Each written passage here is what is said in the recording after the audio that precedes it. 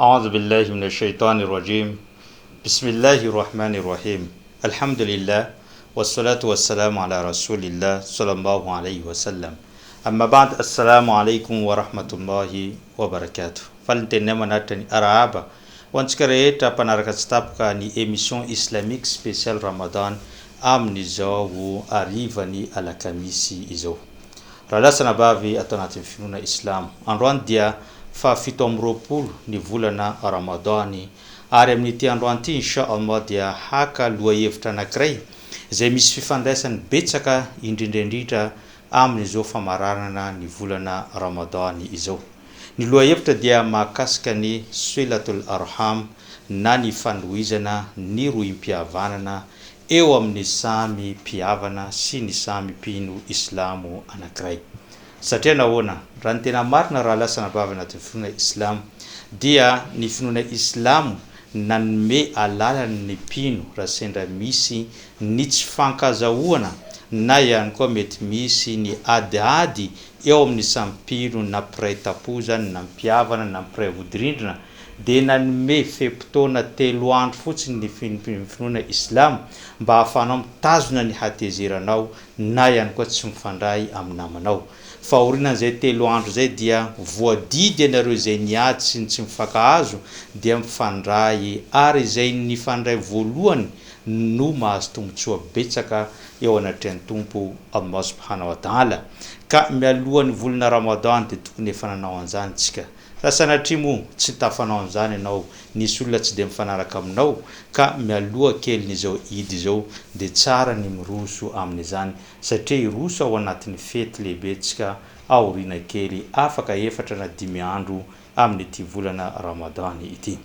Ny fanohizana ny rohim-pihavanana dia ny famangina eo amin'ny samy mpihavana na eo amin'ny samy mpiray vodirindrina na ihany koa eo amin'ny samy mpinamana. Ary tsy vitan'izany fa manontany ny mombamomba azy ireo, ahoana ny fahasalamany, ahoana ny toe-piainany, ahoana ny zavatra, inona zavatra mety mandalo mahazo azy amin'izay fotoana zay. Ary mifanajana ihany koa ny olon-dehibe ao anatin'ny ankohonana zany sy ny fanomezanao famindram-po sy ny fiantranao anireo zaza madinika amin'izay fotoana izay. Ary tadidio ihany koa fa ny olona izay nanapaka fihavanana aminao dia tokony miezaka anao manatona azy raha tena mpino islamo anao satria tsy toetra ny mpino islamo ny miavina na mirafy amin'ny olona anankiray. Efa voalazantsika teo mety tezitra anao, mety malahelo anao fa ao anatin'ny 3 andro ihany no hitazomanao alahelo zany dia tokony ifandray anao amin'ireo namanao. Ary tadidio ihany koa fa raha misy ianao havana izay somary sarosahirana na ihany koa havana tsy dia manan-katao loatra izy dia anisany mampitombo fihavanana sy ny rohim-pihavanana eo aminareo ny fanampianao azy amin'izay manjo azy na ihany koa amin'ireo fahasahiranana izay mahazo azy. Izay indrindra na tonga ny mpaminany sallallahu alayhi wa sallam niteny amin'ny hadisy mahakasika ny fanampianao sy fanomezanao ireo olona akaiky anao dia niteny izy manao hoe inna sadaka ala al-miskini sadakatun wa innaha ala dhi rahim ithnatan sadakatun wa silatur rahim. Tena marina hoy mpaminany sallallahu alayhi wa sallam fa ny fanomezana ny fanampiana izay omenao anireo mahanitra dia azo valisoa anankiray ianao eo anatreny Allah nanome an'izany fanomezana zany. Fa ny fanampiana sy ny fanomezana nomenao olona akaiky anao ny avanao kosa dia mahazo valisoa anankiroa anao satria namelona ny fihavanana sy ny rohim-pihavanana ary nanohy an'izany no sady nanampy ianao amin'izay fotoana zay. Ka tsaratsara raha lasana vavy anatin'ny finoana islam ho avy zao ny androna Eid tsara tsika raha ohatra sendra nisy famalina tsy dia miala amin'olombelona loatra zany, tsy fitovizan-kevitra zany fa tsara ny mifandray amin'ny olona rehetrarehetra. Niteny ihany koa mpaminany sallallahu alayhi wa sallam anisan'ny fahasoavana lehibe azontsika amin'io rohim-pihavanana io dia niteny mpaminany sallallahu alayhi wa sallam man sarrahu an yubsata lahu fi rizqihi wa yunsa'a lahu fi atharihi falyasil rahimahu. Nizaniza aminareo tea ahazo na alalaka na idadasika ny anjara-pahasoavany sy anjara-mpivelomany ety ambony tany no sady te ho lava androm-piainana izy ety ambony tany dia aoka izy hanohy fihavanana eo amin'ireo mpiray-tapo aminy na ny havany na ihany koa sampino islam eny fa hatramin'ireo mpiara-vodirindrina na dia tsy mitovy finoana aminao aza voadidy ianao amin'ny fandray amin'izy ireo mba ahatonga ny fiarahamonina sy ny manodidina hilamina amin'izay fotoana zay. Ka io teny ny mpaminany sallallahu alayhi wa sallam io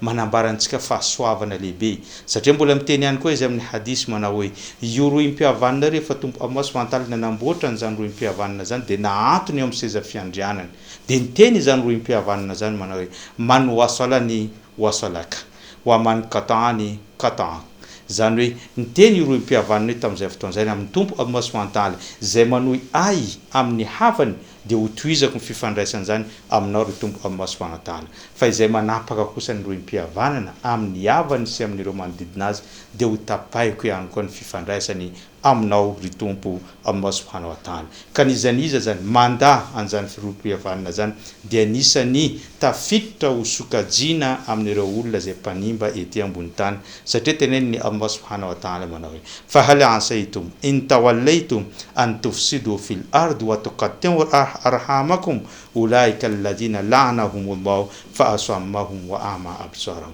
Raha ohatra ka nanday ianareo izy dia matahotra zaho ho lasa olona mpanimba ety ambony tany no sady hanapaka ny fihavanana ny zavatra zay ataonareo ty raha tsy mino any Allah subhanahu wa ta'ala nareo. Ka raha ohatra ka tranga zany zavatra zany nanapaka ny fihavanana ety ambony tany nareo dia milatsaka ny hozona lehibe avy amin'ny tompo Allah ka lasa marenina no sady tsy mahita nareo ohatra ny olona marenina sy tsy mahita no miaina ety ambony tany.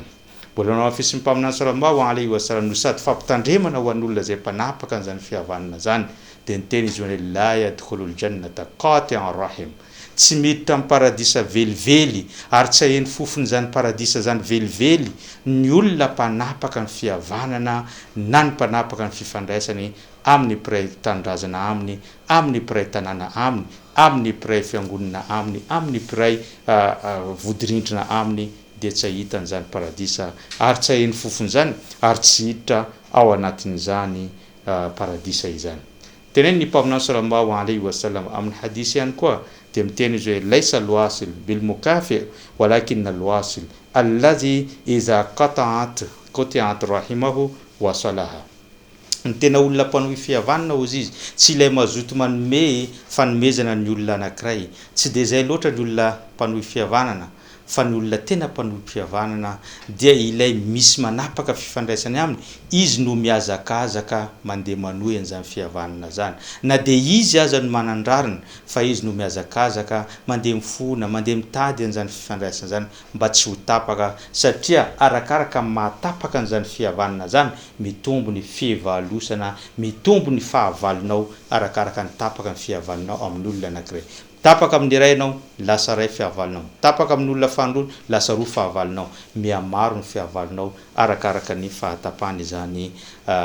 fihavanana izany. Izany indrindra na tonga amin'ny finoana islam atsika atoato amarina an'izany volana ramadan zany dia rehefa atsika hamoaka ny zakatul fitr ilay zavatra tsy maintsy avoakanao mialohan'ny aidy dia tsaratsara mijery ireo avanao, tsaratsara anao mijery ireo avanao akaiky zay tena sahirana no anoloranao an'izany zakatul fitr zany. Mety misy raha vavin-drenonao, mety misy raha lahin-drainao, mety misy avanao, mety misy renibenao somary sahirana dia avoa izany zakatul fitr zany toloro azy ireo no sady fanomezana ho any aidy no sady mamoaka zakatul fitr na azo fahasoavana anankiroanao, fahasoavany zakatul fitr no sady fahasoavany ny fanohizanao an'izany fihavanana zany. Amarantsika azy dia teny ny mpaminany sallallahu alayhi wa sallam mananatra antsika ary miteny antsika manao hoe man kana yu'minu billahi wal yawmil akhir falyasil rahimahu. Nizaniza milaza fa hoe izy mino any Allah, mino ny fisiany andro farany dia izany olona zany fatrapanohy ny fihavanana eo amin'ny mpiray tandrazana aminy, eo amin'ny mpiray finoana aminy, eo amin'ny mpiray vodirindrina aminy, eo amin'ny fianakaviany sy ny ankohonany dia tsy mitsahatra izy manohy an'izany fihavanana zany. Raha lasa navavy anatin'ny finoana islam aza ampitomboina ny fahavalo eo aminao fa ahenao zany amin'ny alalan'ny fanohizanao fihavanana amin'ny namanao. Engane atsika rehetra mba ho samy hanohy fihavanantsika amin'ny havantsika ary ho samy velony kafalinatsika amin'ny androny edy noho ny fihavanantsika amin'ireo raha lantsika zay ngamba no fandarantsika tamin'ity androany ty isorako anao nanaraka an'izany hatranam-piandohana ka hatramin'izao fiafaran'izao ny tegna dia mametraka mandrapitafa ho amin'ny raha ampitsondray wassalamu alaikum wa rahmatullahi wa barakatuh